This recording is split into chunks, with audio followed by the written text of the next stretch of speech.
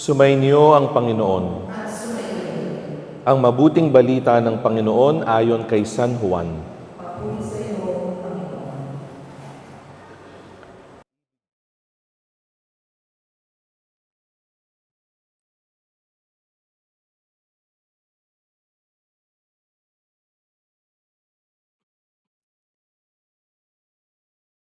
Gayon na lamang ang pag-ibig ng Diyos sa sanlibutan, kaya ibinigay niya ang kanyang bugtong na anak, upang ang sumampalataya sa kanya ay hindi mapahamak, kundi magkaroon ng buhay na walang hanggan.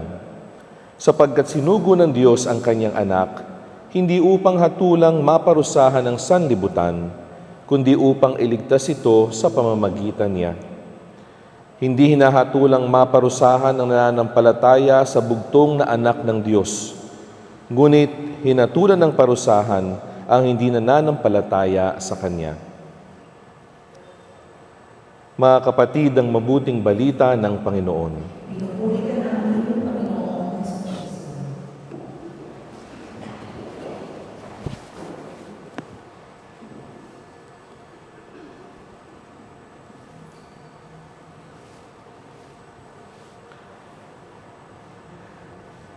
Napansin po ba nating mga Pilipino na tuwing tayo'y magpapakilala, kadalasan may nakadikit na pangalan sa ating pagpapakilala.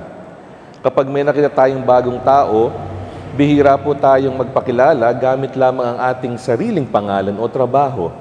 Madalas sasabihin natin, anak po ako ni Kapitan. O kaya naman, asawa ko po si Maria. O kaya naman, kapatid ko po si Junjun. Bakit po palaging may kadikit na pangalan? Dahil para sa atin, ang pagkatao natin ay tungkol sa relasyon.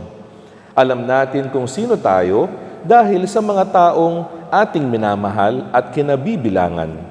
At bilang mga Pilipino, likas po sa atin ang pakikipagkapwa at pakikipag-ugnayan. Sanay po tayo makipag-ugnayan. Hindi po tayo ginawa upang mabuhay ng mag-isa at ngayong kapistahan ng Santissima Trinidad, banal na Santatlo, pinaalalahanan po tayo ng simbahan ng isang napakagandang katotohanan. Ano po yun? Ang Diyos ay hindi isang malungkot at nag-iisang Diyos na nakaupo sa malayong trono.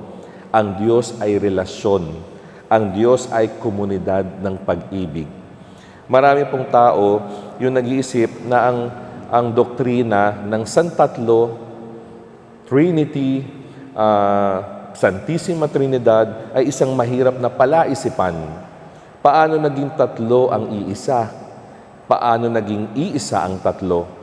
Ngunit ang Trinidad po ay hindi isang problemang pangmatematika na dapat nating lutasin.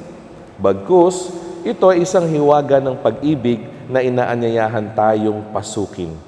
It is not a mathematical equation that we need to solve, but rather a relationship that we need to enter into. Hindi po ginusto ng Diyos na maintindihan natin ang Santissima Trinidad na parang isang equation. Gusto po niya na maranasan natin ito. Sa atin po Ebanghelyo, hindi nagsimula si Jesus sa pag-uusap tungkol sa kapangyarihan ng Diyos.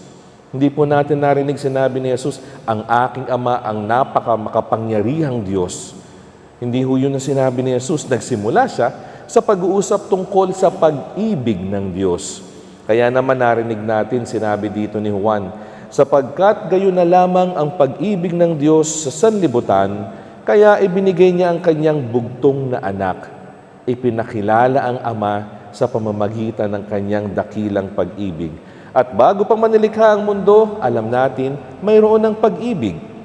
Minahal ng Diyos Ama ang anak, minahal ng anak ang Ama, at ang Espiritu Santo ang buklod ng pag-ibig sa pagitan nila.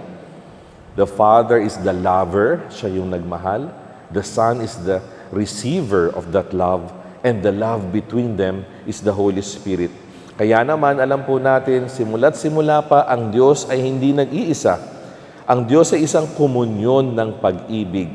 At dahil likas po sa pag-ibig, ang magbahagi ng sarili, nilikha niya tayo. Kapag ka po ikaw ay nag-uumapaw sa pagmamahal, gusto mong ibahagi ang iyong pagmamahal. Hindi niya ho tayo nilikha dahil kailangan niya tayo. Hindi tayo nilikha ng Diyos dahil nalulungkot siya. Nilikha niya tayo dahil nag-uumapaw ang kanyang pagmamahal.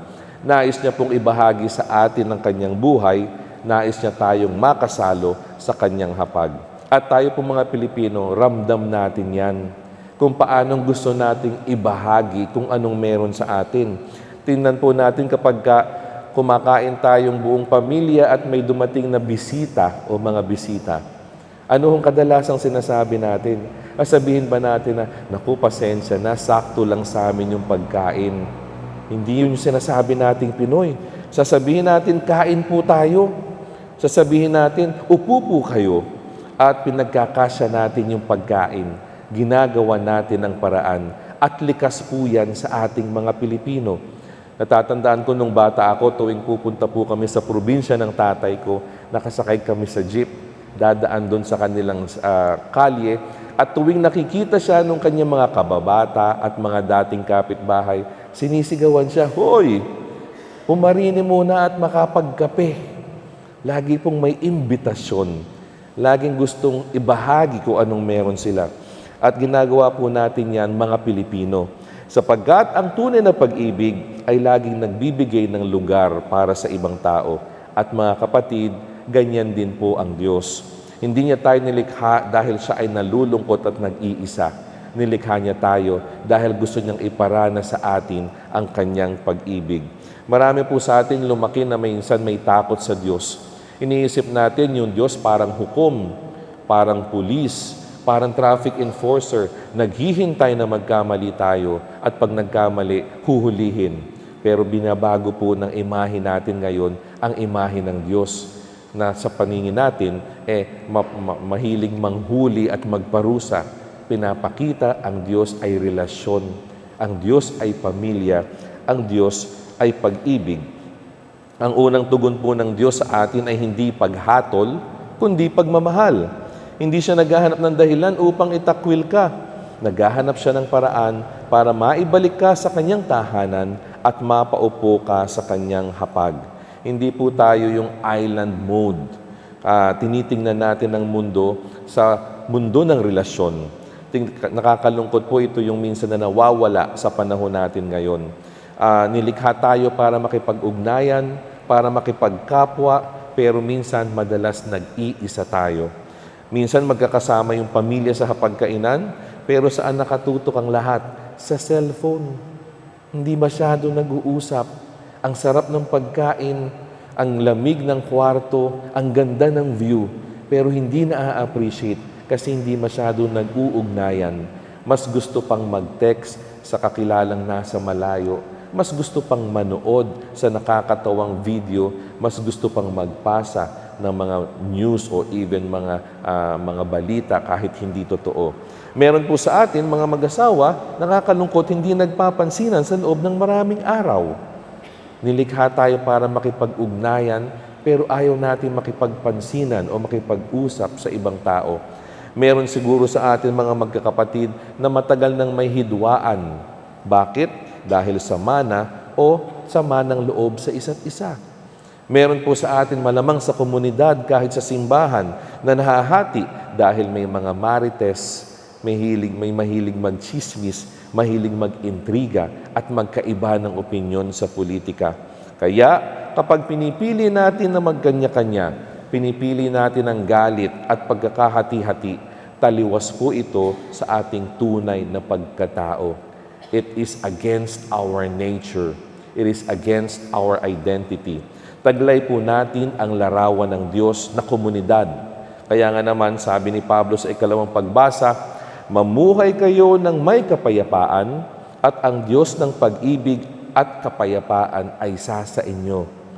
Kung gusto daw nating mamuhay ng may kapayapaan, tanggapin natin yung Diyos ng pag-ibig at sa atin siya. Sa tuwing ang Trinidad po, ang banal na Santatlo, ay hindi lamang isang doktrinang dapat paniwalaan. Ito po ay isang pamumuhay na dapat tularan. Hindi kailangang i-explain, hindi kailangang i-memorize, kailangang isabuhay. Kaya naman, sa tuwing tayo po ay nagpapatawad, ginagaya natin ang banal na santatlo. Tuwing tayo ay nakikinig ng may pagmamahal, ginagaya natin ang banal na santatlo.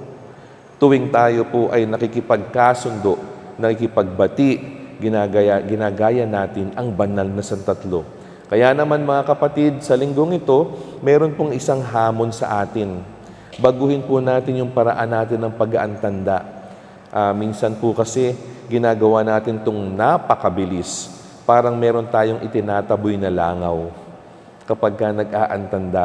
Kapag ka nasa labas tayo may nakitang simbahan, napakabilis mag-antanda. Hindi na natin iniisip kung ano yung ginagawa natin. Bago magdasal sa isang kainan, tumitingin kung may nakatingin, napakabilis mag-antanda para pong may humahabol sa atin.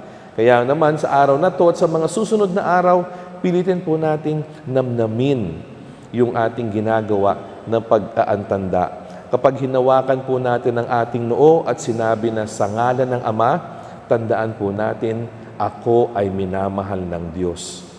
Kapag hinawakan natin ang ating dibdib at sinabi natin, at sa Kanyang anak, tandaan natin, ako ay iniligtas ng Diyos. At paghawak po natin sa ating mga balikat at banggitin at ng Espiritu Santo, tandaan natin, ako ay hindi nag-iisa, kapiling ng Espiritu Santo. Mga kapatid, ang pinakamagandang paraan upang parangalan ang Santissima Trinidad ay hindi ang maipaliwanag ang hiwaga o misteryo nito, kundi ang isabuhay ito. Magmahal po tayo ng isang tao, magpatawad ng isang tao, makipagkasundo sa isang tao, muling makipag-ugnayan sa isang tao, sapagkat ang Diyos po ay relasyon at tayo ay nilikhang mamuhay sa pag-ibig na iyon. Amen.